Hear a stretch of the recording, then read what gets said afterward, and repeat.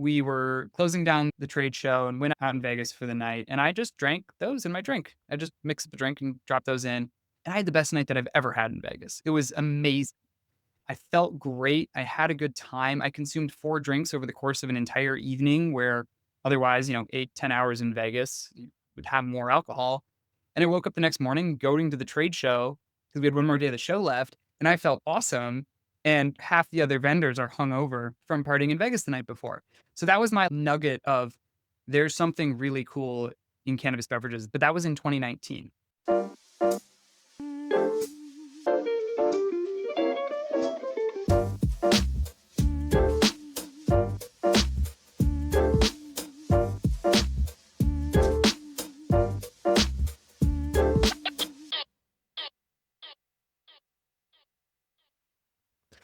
Hey, everybody. Welcome to High Spirits. I'm Ben Larson, And I'm Anna Ray Grabstein.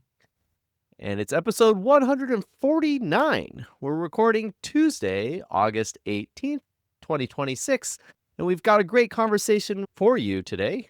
We are bringing on our friend Jason Dayton from the Minneapolis Cider Company, aka Trail Magic, and we're going to dive into all things hemp beverage and the impending November deadline. But before we get there, Anna Ray, good to be back. Good to see you. Great episode last week. I loved the conversation with Anna. You guys represented California very well. We missed you. It's not the same when you're not here, but thank you. I'm glad you listened even when you weren't on. I did listen, and I tried to kind of like keep inserting myself into the conversation, but the two of you just know California cultivation so much better than I that it actually was probably better that I wasn't there. Yeah, I'm definitely a bit of a dork when it comes to cultivation. I know it inside and out for sure. Yeah. But I did have a good excuse. I was full on into my team week, our annual TOSA week. It was our 8th annual.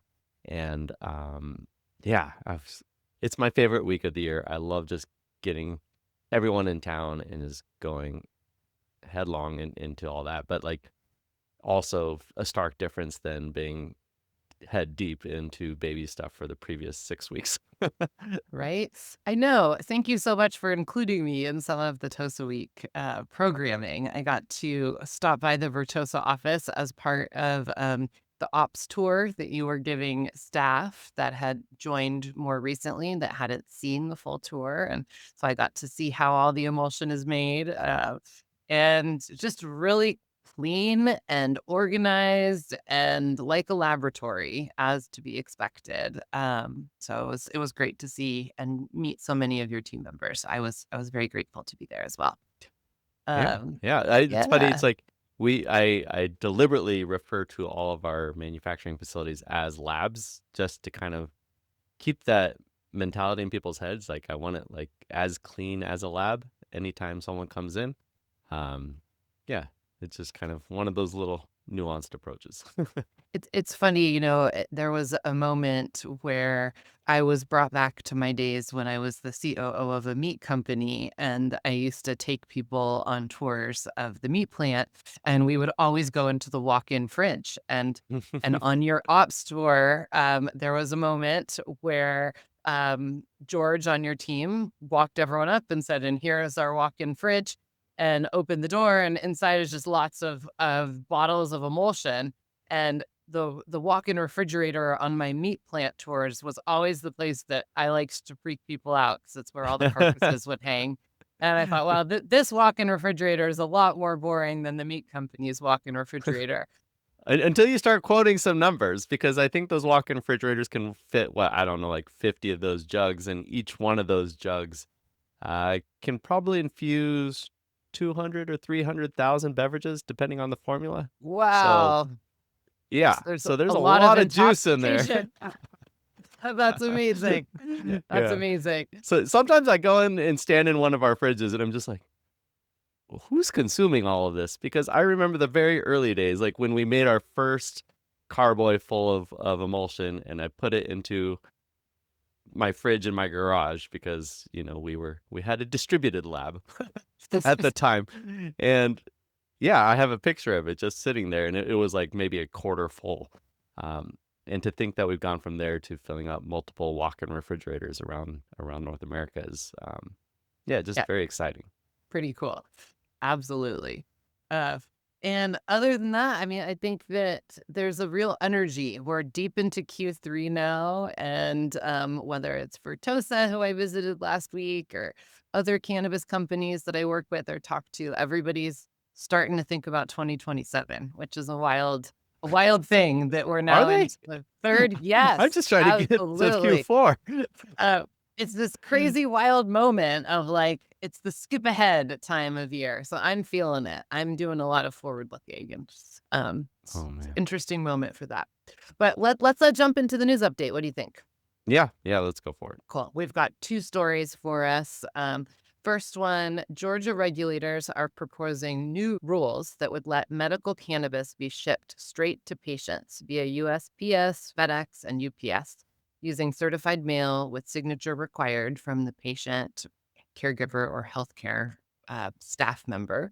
State officials say this is possible because of the Trump administration's move earlier this year to reclassify medical marijuana from Schedule 1 to Schedule 3, a shift they're leaning to justify federal mail delivery.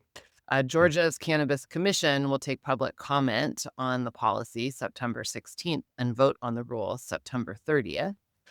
This might not sound like a big deal to folks that aren't deep in cannabis, but this is Georgia's regulated medical cannabis program choosing to create a pathway for cannabis products to be delivered through the mail. And it is the first time that any regulated cannabis program has done anything like this. There are active delivery mechanisms in states like California and Florida, Massachusetts, all over the place, lots of regulated states, but those are generally done almost more like an Uber Eats model with drivers delivering product direct to customers' homes as opposed to getting to use the mail, which is the cheapest and most efficient pathway. So this is big news to me.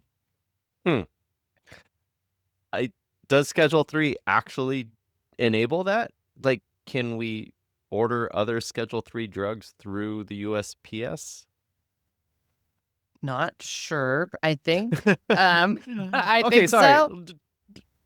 I can But skip to being optimistic, but like my skeptic immediately jumps in and be like, does the move to Schedule 3 actually enable that? Because I don't know. We're still not allowed to move things like interstate until there's an actual, I think, ruling about transferring things from DEA license to DEA license. Like, um, I want this to be true. I think if this does inevitably happen, it really makes everyone start imagining the future very quickly. Because if the USPS is moving things, why can't Amazon? And then if Amazon's moving things, like, do we start building kind of the pseudo legal marketplace that some people have forecasted for this kind of Schedule 3 move, right? And so it's like, do things towards kind of an open environment or easy access actually start to happen? well, so I did just pull up a list of some Schedule 3 drugs to think about if you can receive them through the mail. And certainly some of them you can. Some examples of Schedule 3 drugs are things like acetaminophen with codeine, which you might get prescribed by a doctor, testosterone, ketamine. Those are all examples of Schedule 3 drugs that you can receive through the mail. So Hmm. Yeah, I my, don't my, know. my ketamine treatment's running a little bit behind. I'll have to check with the USPS on that one. Um, all right, our next story, and this is one that I have often thought about and has to do with, is there a cannabis voter out there? Can cannabis voters really shift or change the dynamic of an election? And James Tallarico in Texas thinks so. He Hmm. is testing his Senate bid on the theory that hemp and THC restrictions can pull in swing voters, pitching the Texas THC ban as government overreach that helps, quote, big beer and big tobacco while hurting veterans, seniors, and small businesses. He's framed it as a rare cross partisan issue, arguing outrage over the ban's spans across the spectrum, which lets him court libertarian leaning and hemp industry voters alongside his Democratic base, a notable break from other prominent Democrats like Gavin Newsom, who's taken a much harder line on intoxicating hemp. The bet raises the real question. Is there actually a persuadable cannabis voter bloc in Texas, or is this more of a wedge issue gamble in a race that's currently a dead heat with his Republican competitor, Ken Paxton? Hmm. Hmm. It might get you some voters in Texas, actually. I mean, this has been a huge deal in Texas. It really has. I mean, credit to James, like he's gone viral for his grandstanding, and it's been actually it's impressive in the fact that it just makes so much sense, right? It's just like everything he says is true. And so, with the presidential election and everything, like or Senate elections, wait, sorry, is he running for Senate or Senate. Senate? Okay.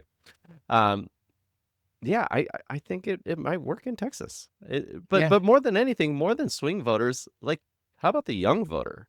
Like hearing someone talk common sense and be like, stop like with the ridiculous laws, um, might get out the younger voter. And Texas also has a lot of those. If he wins and he is able to lean into the idea that THC was a wedge issue that got him elected, it would create an incredible ally for the industry. So I'm definitely paying attention, and I'm rooting for James Tallarico. I mean, we have James Absolutely. Tallarico, we have Beth Van Dyne, who brought Yeah. forth the hemp beverage bill. Yeah, Texas turned around. Meanwhile, California is becoming more conservative over the years. So, I think I don't want to make this political podcast, but the Democratic Party is in disarray right now. Okay, we're not making this a political conversation.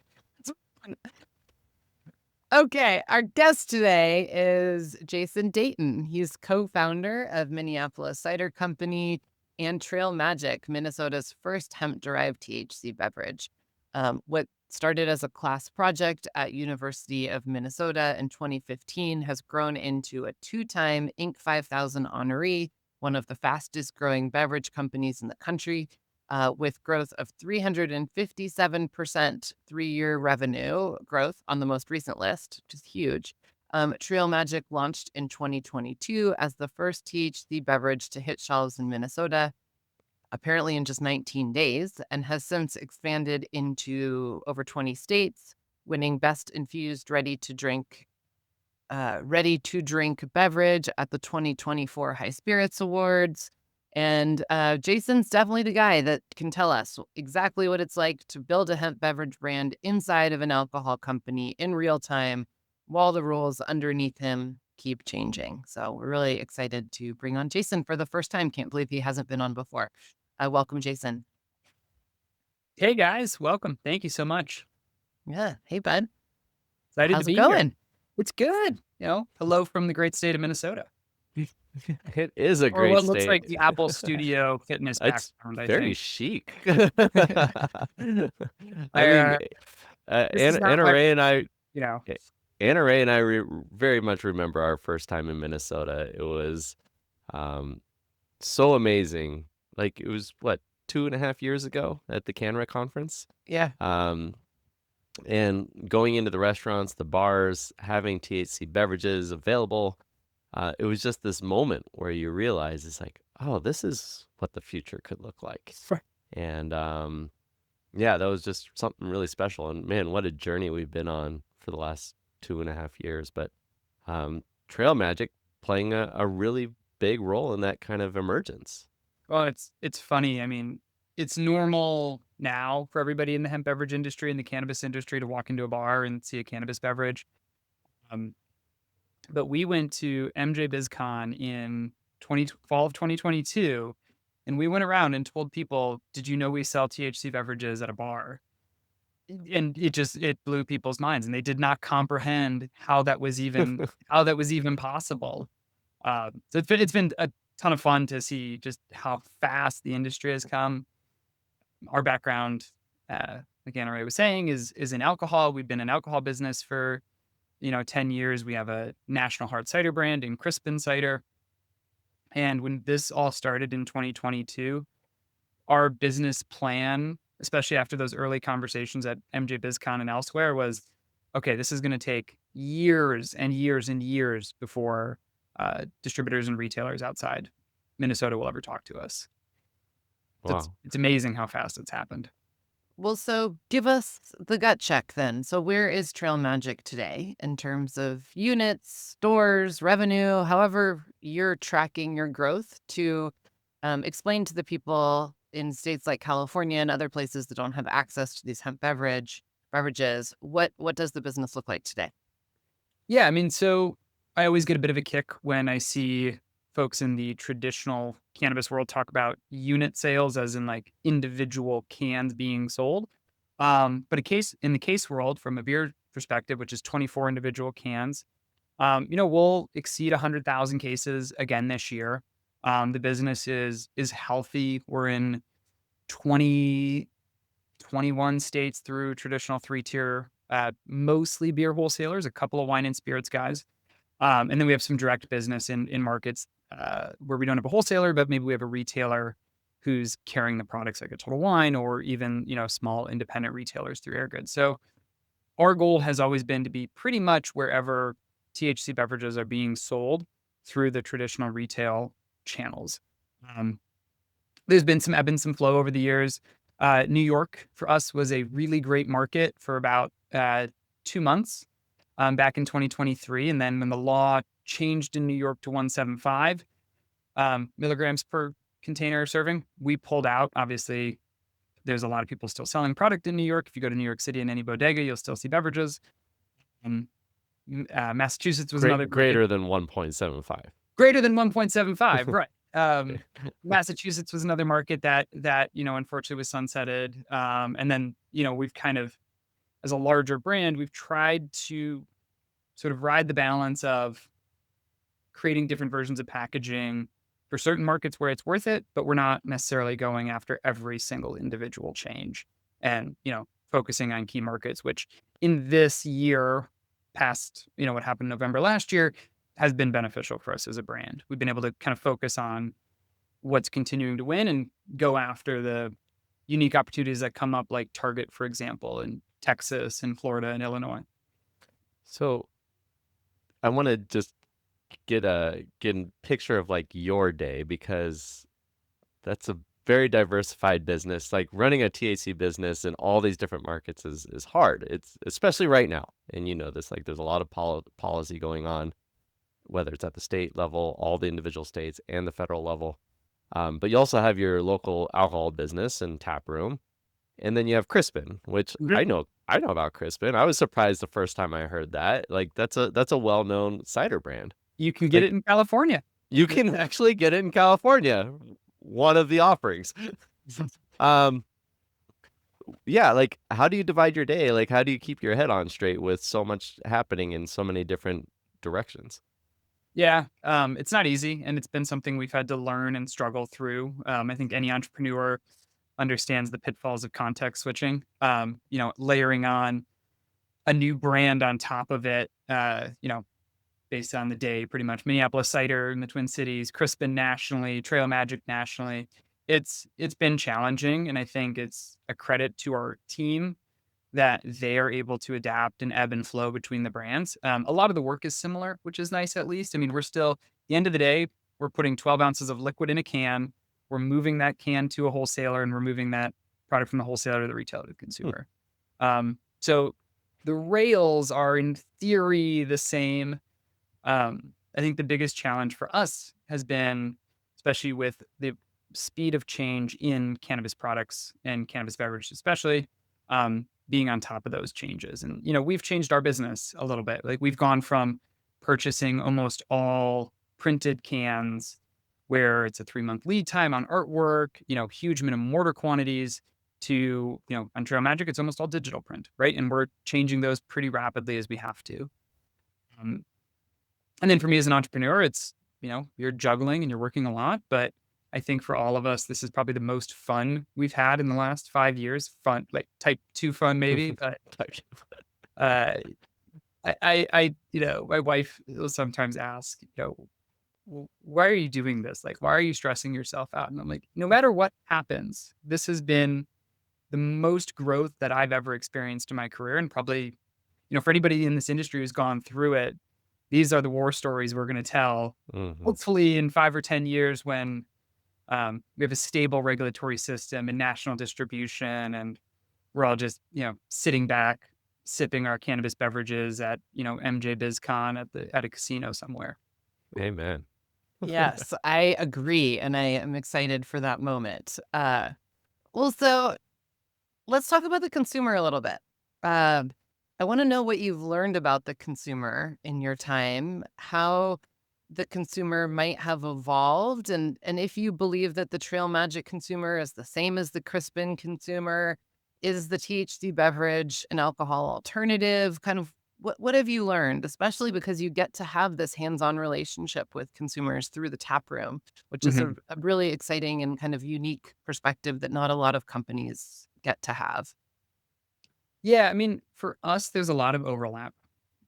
We're a fruit company first and foremost. Like, you won't see Trail Magic making a seltzer. Everything we do is real fruit, and that comes from our background in cider. And so, like, our customer base is already somebody who's kind of looking for flavor and craft quality ingredients that sort of resonates from where we started. And then most of them drink alcohol. 90% of our Trail Magic consumers, according to all of our research, are still consuming alcohol on a regular basis. And so we have a lot of those overlap consumers. We certainly have people who stop consuming alcohol and only drink THC products, or we have an NA cider too. Um, so we do see a lot of overlap in those consumers. But what I think's interesting for this industry, and an issue we're all sort of trying to work through still, is there's a difference between the average consumer if you ignore how much they're consuming, right? So forget who's spending the most money, but just the average person who drinks a cannabis beverage in a 6-month period compared to who is really purchasing a lot of the products and driving a lot of the sales for the market. So if you look at our sales in Minnesota, or really any other brand, you see 80% of those sales being 10 milligrams. Um, you go to markets without any milligram cap, and the 25s and the 50s are the best sellers products. And that's real in the market, despite kind of us in the hemp beverage world talking about that 3 and 5 milligram soccer mom consumer.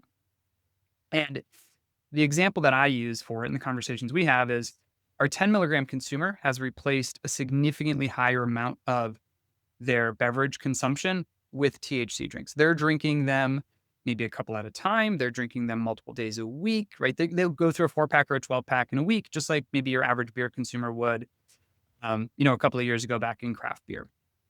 Where the soccer mom type consumer, the 3 milligram consumer that we all talk about in the industry, is she is drinking 1 or 2 a week. And so when you scale that out over the course of a year, the consumption difference is huge. And we've even seen that in Minnesota, where we've struggled to keep our low dose products on shelf, not because there's not a consumer for it, but because the retailer is seeing the velocity of the higher dose products, and therefore wants to allocate more shelf space to higher dose.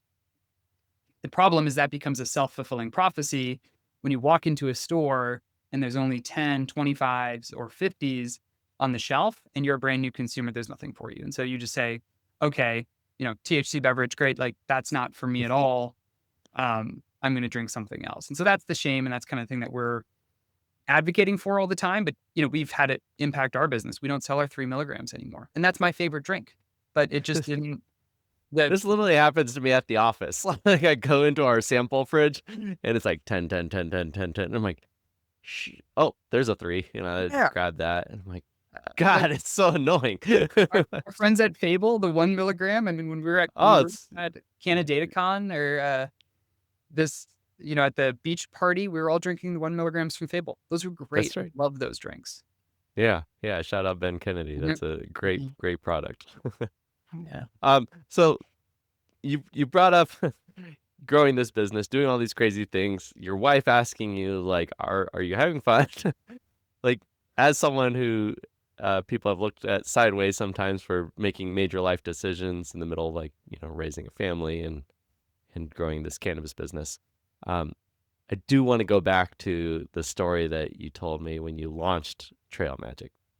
I remember you telling me at MJ BizCon, and it was some crazy accelerated schedule. Like the regs dropped in Minnesota, and you're like, we're gonna do this. I think there was a hospital involved, and 19 days later, you had Trail Magic. Yeah. So context for where we were as a company, we had a tap room, we had a production facility, we had Minneapolis Cider Company up and running. We were just kind of coming out of surviving through the pandemic. We were mostly a hospitality business, and so we didn't have a huge distribution footprint at the time. And during my sort of career before doing the cider company full time when it was a small business still, um, I worked for a company called Gamer Packaging, which some people may be familiar with. We had been to MJ BizCon. I had sampled, I'm pretty sure it was Source. So I'm not 100% positive who it was from, but it was these 5 milligram emulsion vials. And they gave us a sample pack of 4. Mhm. And we were closing down the trade show and went out in Vegas for the night, and I just drank those in my drink. I just mixed up a drink and dropped those in, and I had the best night that I've ever had in Vegas. It was amazing. I felt great. I had a good time. I consumed 4 drinks over the course of an entire evening where otherwise, 8, 10 hours in Vegas, you would have more alcohol. And I woke up the next morning going to the trade show because we had one more day of the show left, and I felt awesome. And, half the other vendors are hungover from partying in Vegas the night before. So that was my like nugget of there's something really cool in cannabis beverages, but that was in 2019. So Mhm. fast forward to 2022, we're sitting at the lake over the 4th of July, and all of a sudden, front page news hits across Minnesota that THC is now legal. The state, in many ways, sort of accidentally legalized Delta 9. It was an attempt to regulate the Delta 8 market that was in the state. And the way the law was passed, it opened up Delta 9, which wasn't Hmm. previously legal in Minnesota. And it set a 5 milligram cap and 50 milligrams per package was the rule. So And from your so perspective, it was an accident. certain people knew what they were doing. Um, the majority of people who voted for it, there was no floor debate of whether or not we should have THC beverages or gummies or edibles. I mean, all the conversations that we've had in South Carolina and like the heated lobbying and public activation, like all the stuff we're seeing now didn't happen. But in Minnesota, there was this really interesting undercurrent already happening. We didn't have legalized marijuana yet. We had a medical Medical. program, Mhm. and we had a major political party. So we had the Democrats and the Republicans, and then we had the Legalized Marijuana Now party. And to be a major party in Minnesota, you have to achieve at least, I think it's 2.5 to 5% of the vote in the previous election. You automatically get on the ballot, just like the Democrats and Republicans do. So they'd been on the ballot for a couple of years, never Huh. winning anything, but like this issue was sort of front and center coming around. And if you watch the committee videos, you can see very clearly that most of the members did not really understand what they were doing. Pass it, move on. Session ends in May, right? So this doesn't even take effect until July. But by July 1st, retailers are ready, and this category turns on, and it's front page news in the Star Tribune, our local newspaper. THC is now legal, and there's lines at smoke shops for people to get the very first THC products in Minnesota. And in that, there was another brewery who, back in 2019, had made a CBD product, and the state actually shut them down from doing it at the time. And they said they were going to get into THC beverages. And it brought back that story of 2019 and that night in Vegas and how great of an experience that was. So I come home from my week at the cabin and sit my business partners down on July 10th and say, like, here's what's happening. Here's the law that's changed. Here's how we do it. Reached out to the handful of contacts that we had. And we, in a period of 19 days, went from that meeting to the launch of Trail Magic. And our first couple of products, I mean, we went out and our cider maker was working on a hop water. So we said, great, we'll add emulsion to that. And then we opened our walk-in cooler. And in our cooler, we have things like fresh blueberries and basil and just other random fruit and ingredients, sitting around. And we had blueberry, strawberry, and basil. And we're like, great, go in a tank. That's berry basil. And that was our second SKU that we launched. And that was the product development cycle for it. And we called up, a handful of our friends who had emulsion companies, and we ended up working with Envirostar and Roxanne, if folks know Hmm. them. Great group. But three people we called said, "Yep, we've heard that this is becoming a category. We can't get to you for 2 or 3 weeks. We'll send you some samples and let's talk." And Roxanne said, "I can be there tomorrow. How does that sound?" Wow. So they showed up the next Hustle. day. I love it. We showed up the next day. We're building our first trial sample beverages that next day. We call in every favor that we have on label companies and can companies, and um, put the whole thing together. And we launched on we had an outdoor movie night for Ferris Bueller's Day Off, and we launched Trail Magic for that. That's amazing. That's amazing. Wow, Minnesota really opened the door, and there really was no cannabis program there. There was a medical program that was in existence, but pretty restrictive, small. So it was such an exciting time for Minnesota. And I think Minnesota has continued to kind of chart its own path as it comes to regulating and creating access to cannabinoids. First, by while you guys were the first beverage, really creating this very robust beverage and edible environment for intoxicating hemp products, and then layering on their adult use program later. And there is some new cannabis rules in Minnesota, and it seems like you might be the best person to talk us through what's been going on there in the last 12 months and what are the most recent changes that just took effect this month. Can you kind of break that down for us?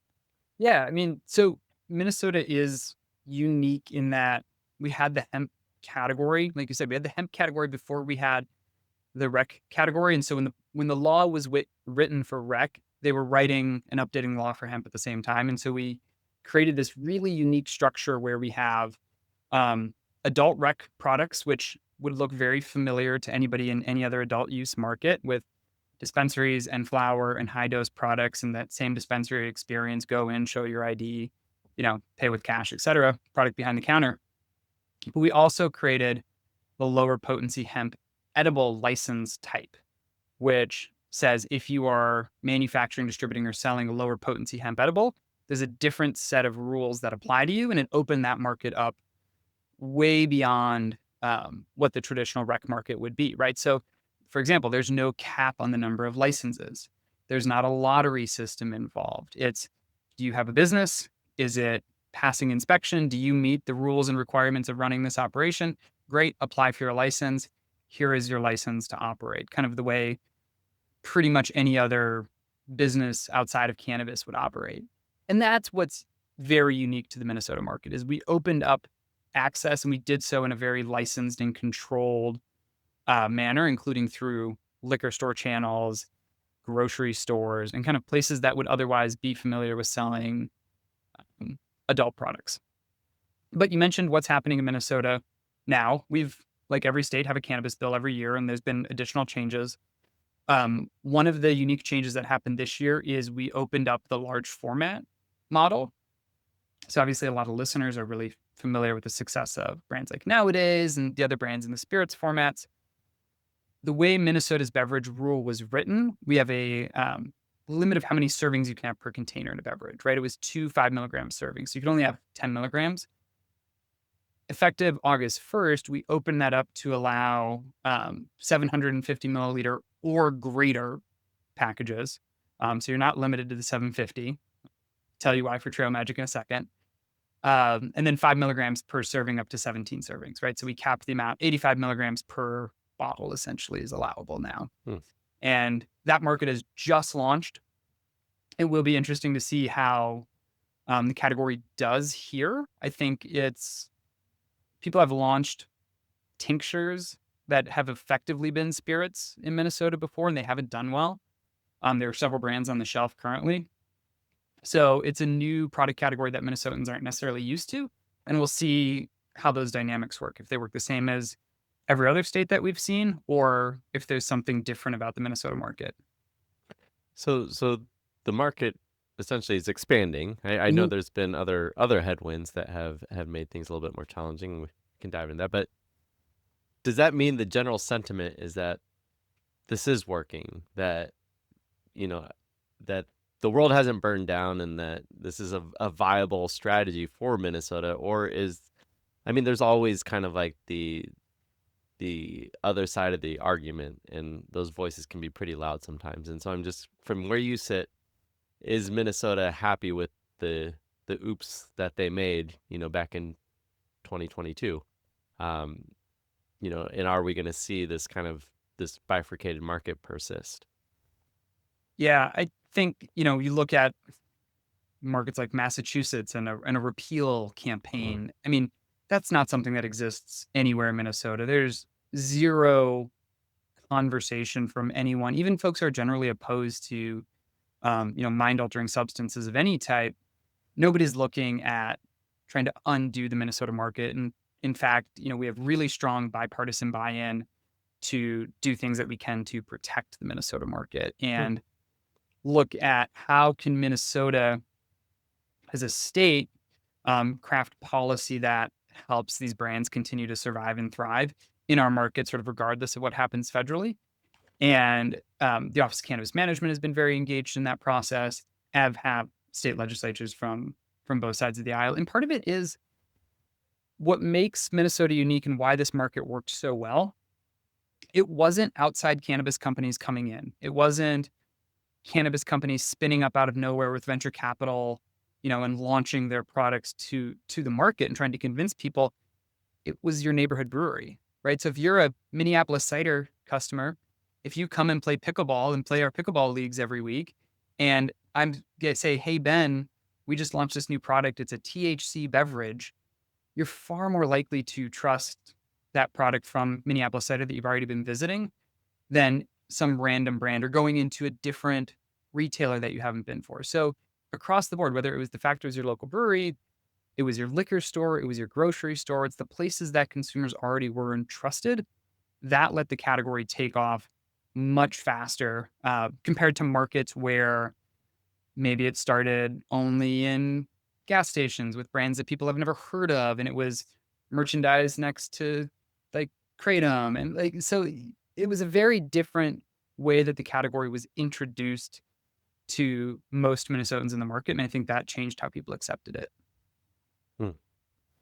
As it relates to your ongoing ability to produce the products that you've been making, and I'm wondering how this merging of the hemp and cannabis regimes is affecting the supply chain. And one thing that there have been folks advocating for at the federal level is this one plant solution, and that hemp is an inefficient ingredient ultimately. Is there a pathway for you to be using regulated cannabis in these low dose products that are in conventional retail? Are you still restricted to hemp? Can you touch on that a little bit? Yeah. So kind of back to the two-tier structure and the way Minnesota defines it is, yeah, lower potency hemp edible retail products. They have to come from hemp as defined currently in Minnesota to be sold in sort of the variety of channels. And if we get that, if the federal ban comes into force and those products are now considered marijuana federally, that license doesn't go away. That license is still valid and it's still there, and all the retailers and manufacturers can keep selling it. But then the problem becomes, where is the hemp coming from? Because Minnesota, well, we grow some, we don't grow enough. Um, Ben is, is definitely more of an expert on it than I am. But obviously, if we lose the ability to have interstate commerce for hemp and distillate, that becomes a problem for supporting a really robust beverage market. So back to what OCM is willing to do in the conversations we're having is we're starting to talk about, let's keep the license structure the same for a 5 milligram or a 10 milligram beverage, but let's change the definition of what's allowable in it so that in a post-ban world where these products are federally marijuana and it's an intrastate business anyways, let's allow the input to come from Minnesota grown recreational cannabis. And I think there's generally pretty strong support to do that if that is what needs to be done. Man, Because it doesn't change the product at all, right? Yes. You're exactly yeah. more efficient. No, I mean, we've talked about this before, Anna Ray and I have, about just like the convergence of the supply chains in the future, and even just getting a certain wedge in. It's like at a certain point, capitalism takes over, and you want to create like an efficient system. And Minnesota would be kind of a microcosm of that, of what maybe we could eventually see at the federal scale. And that's why we kind of like grab onto these news items where it's like, oh, like USPS involvement, like, oh, how does that extrapolate into, you know, a year, 2 years into the future? And It does. from an alcohol perspective, like regulate the end product, right? We Absolutely. don't regulate corn Yes. differently for how it's going to be used. It's we regulate corn and it's in a certain way, and then here's all of the different outputs that you can get from it. You regulate the outputs. But do regulate beverages different than chocolate bars, maybe. Right. Just throwing it out there. Um, but but in this kind of like intermediate state where it's like we might be able to solve for what is licensed THC, right? Whether it's hemp or cannabis. It does call into question about the challenges that the cannabis industry currently faces, and this big push that the industry is making for safe banking and all these kind Mhm. of things. And I think, insurance, access to safe banking or payment rails, like these all immediately start to become concerns. How are you thinking about that and kind of that transition? Yeah, all of those are still real, right? We have to understand how to navigate 280E. On a banking perspective, we are fortunate to work with a state chartered bank. So we work with an ag bank who is very familiar with cannabis and is working with other cannabis companies already. So they're very comfortable with the category. And so we're starting to inherit a lot of the challenges that any other of the rec cannabis companies have in Minnesota or any other market. And that's new for us. That's been one of the advantages with hemp. But to all of my friends in the rec cannabis world and people who are maybe, less supportive of hemp because they think hemp should have to play by the same rules that they play by, which I can understand their perspective. None of us should be playing by those rules. Like we should stop treating cannabis like plutonium and treat it like a It's like, CPG good or I'm in jail, therefore everyone else should be in jail. or what break some rationale to it. And I think that's our hope for what Minnesota will do. I mean, I think if you had the entire country look like Minnesota from a hemp perspective, where we have cap, tax, licensing, and importantly, enforcement, and the consumer doesn't walk into a store and worry if that product is safe. I think the conversations in Washington would be really different right now from the conversations that are happening currently. I wish everybody looked like this. So let's take the Minnesota model and apply it federally. But then, over time, let's take that hemp model and apply it to cannabis because at the end of the day, the molecule of THC is still the molecule of THC. And it makes absolutely no sense that we've shown for the last 4 years that we can sell THC in 3,000 retailers across the state of 5 million people, and the world isn't burning down. Um, that that's not something that we should, do and expand more broadly across the country. Mic drop there. Well, I think that we can't record this conversation with you and not talk about what's happening federally. We're talking about a lot of positive signals in Minnesota and optimism for your business and how the regulations have been expanding. All of that sounds great, but there is this massive elephant in the room that I think that we must address, uh, which is what was going to be the November ban and is now looking to be the December ban. Uh, but what does that mean to you as you navigate the next steps in the future for Trail Magic inside Minnesota and out in all of your other markets? Yeah, as I say on every one of these podcasts, I know we're live now, but we're recording this on Tuesday, August 18th at 12:46 p.m. Central. So things may have changed since since we've It's recorded already it. wrong. But I mean, we're very proud of and grateful to Angie Craig and Amy Klobuchar, who will likely be Minnesota's next governor, that they're putting forward those common sense rules for Minnesota at a federal level. And obviously, there's a ton of people across HVA and the distributors who are working at it.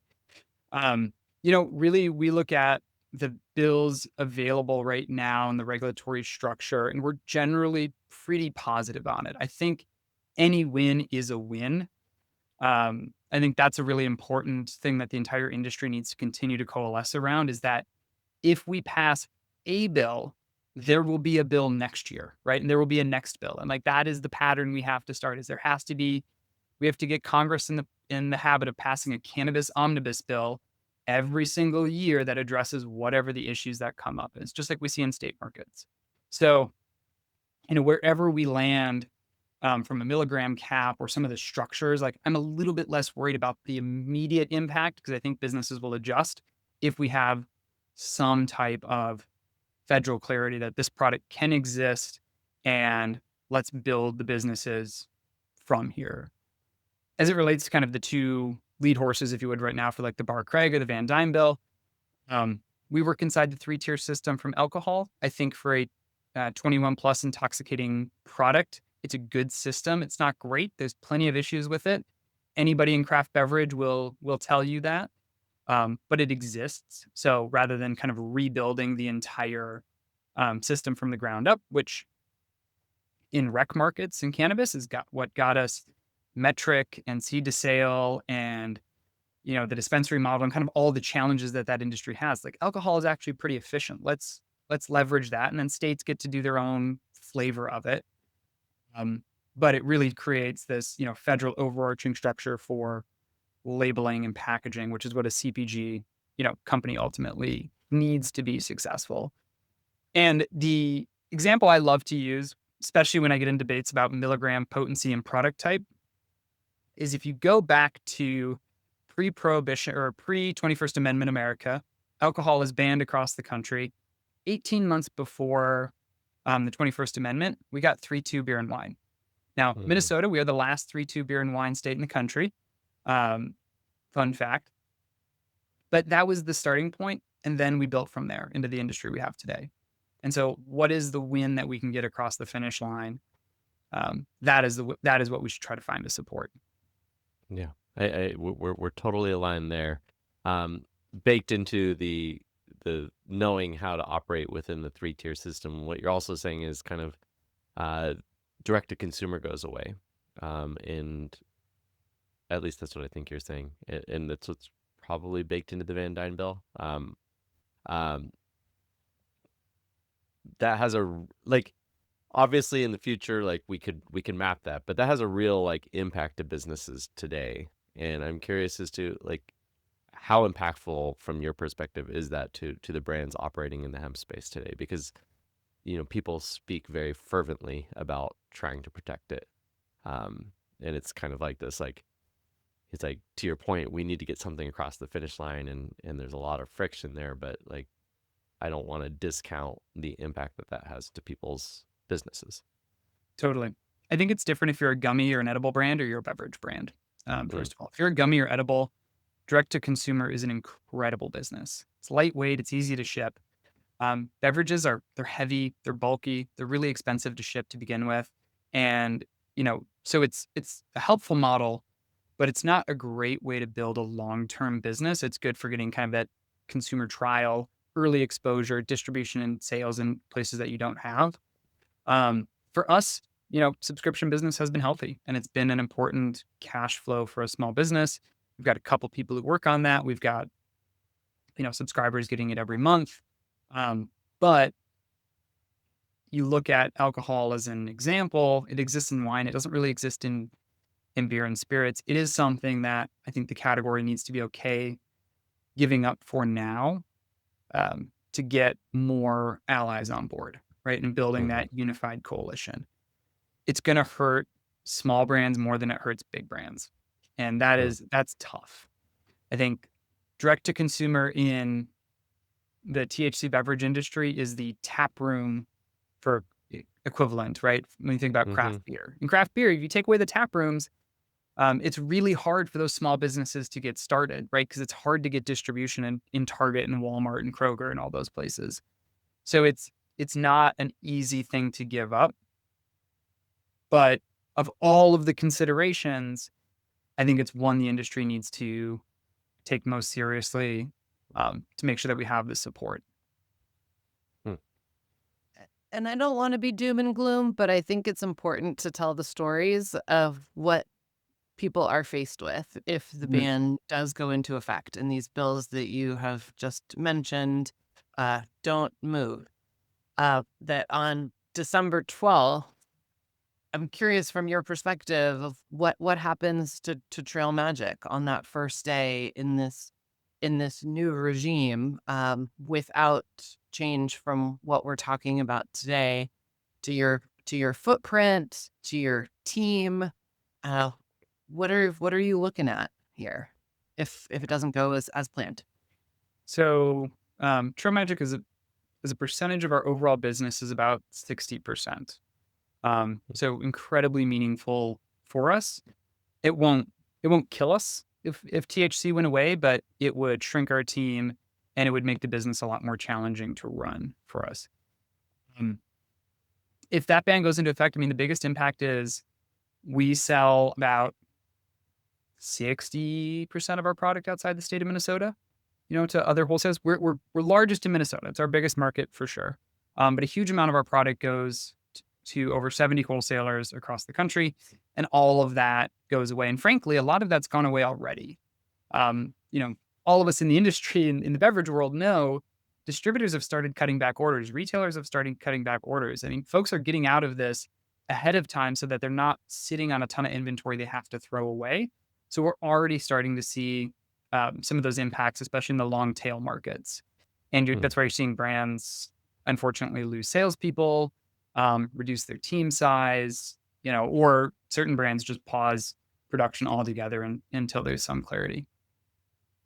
For folks in Minnesota, Trail Magic among them, there is a day after, which is good for us.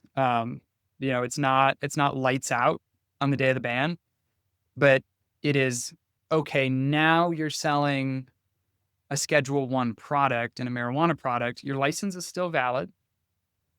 That didn't change. Your inventory is still available to sell. But now you have to figure out how your business can navigate those challenges. And so that's the work that we're doing right now. And we're trying to understand from a 280E perspective, how does this impact the broader alcohol business? Can we isolate some of these expenses? Do we need to divide the company into two entities? Is it actually better to keep it as one? Which is we're starting Mhm. to kind of build that narrative. If we have another business and expenses that exist for alcohol, so understanding how we start to restructure the business, and then not only us, but all of our partners through. So, are our distributors going to keep selling the product, or are we going to have to change distributors or figure out how to self distribute? What retailers are going to stay in this category? How are they going to manage their own 280E payment challenges and other issues? So, Minnesota will exist. What it looks like, we don't really know yet, um, but it's going to change dramatically. Yeah. It was this conversation that you and I were having that inspired Anna Ray and I to go out and get a tax specialist to come on the show. And I think that's an upcoming guest of ours. I'm That's not sure which episode, but in the next month or so. Um, a lot of brands, their answer would be, "Oh, we're diversifying and we're doing all this stuff." But you've kind of done that beforehand, and I kind of want to like take a little break from all the hemp talk and actually talk about that diversification that you've already done. And a big one is Crispin. And so Mhm. Crispin, also Minneapolis based, was acquired, I think, back in 2012 by like Molson Coors. Um, and then you struck a deal directly with Molson Coors to acquire that brand. And I'm curious, like, man, big moves. Like you did that in 2023, so a year after launching Trail Magic. Like, what led to that decision in the midst of doing a run up with a new THC arm? And yeah, let's just unpack the mechanics of getting a deal done like that. Like that seems like a pretty big deal, especially now as the hemp industry is hopefully looking towards this era of working alongside big alcohol companies. Right. Well, Crispin was founded by a friend of ours and who was also a mentor back in 2015. So he had sold Crispin at that point, but helped us get started in the cider industry.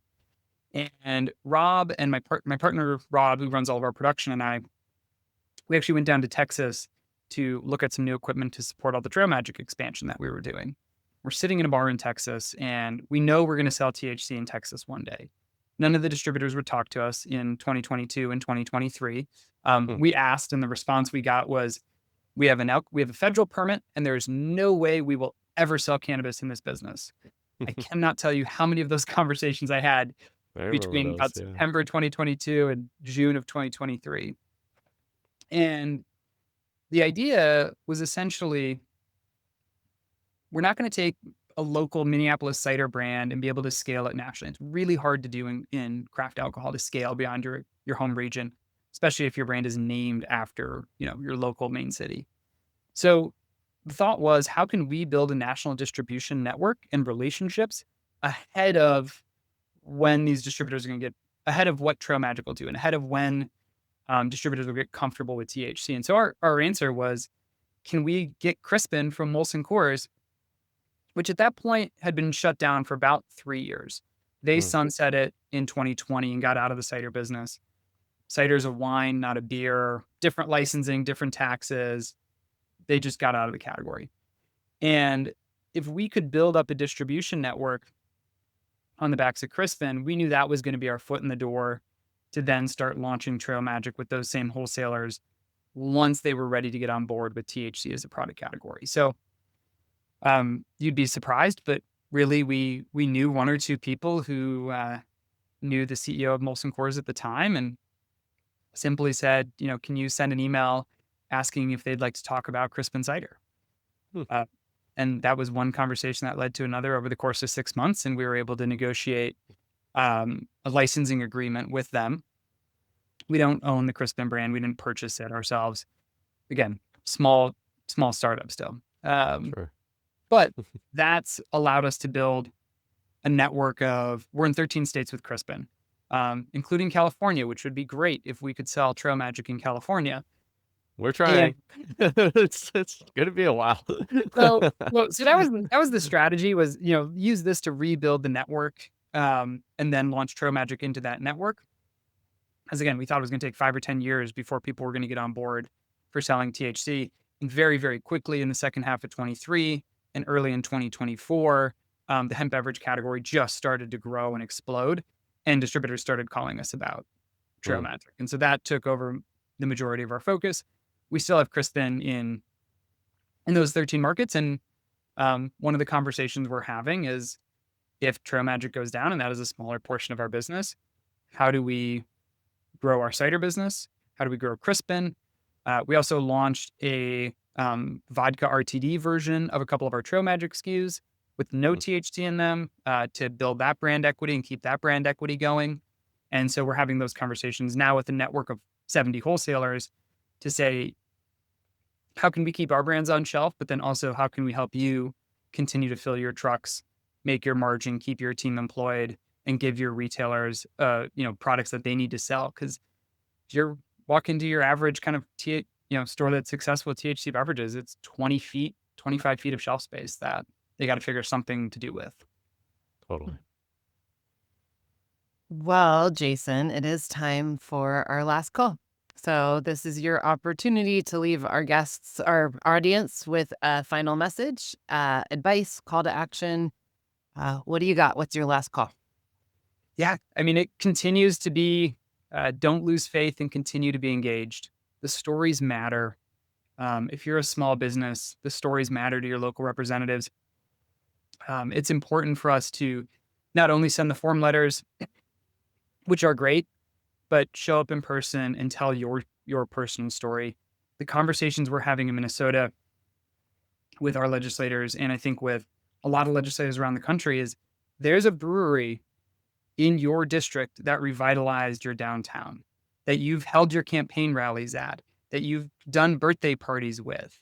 THC Beverage is not just some faceless, random venture capital funded brand. There are neighbors, right? And it supports a lot of craft breweries that have been really good for our communities. And it's really important that we keep this category going for those brands. And those are the people that want to do it right. So those personal stories, I think, are ultimately what matter more than anything else. And it's winning hearts and minds. And I think we're doing that. I think we're all doing the work, and I think it is starting to turn the tide. Amazing. Don't lose faith and stay engaged. Yeah. Jason Dayton, co-founder of Trail Magic, thank you so much for spending the last hour with us. Really great to dive into your story. This was a ton of fun. Thank you guys so much for having me. All right, we'll catch up with you soon. All right, everyone.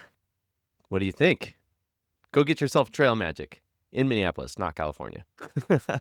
Thank you to our teams at Vertosa and Wolf Meyer and our producer, Eric Rossetti.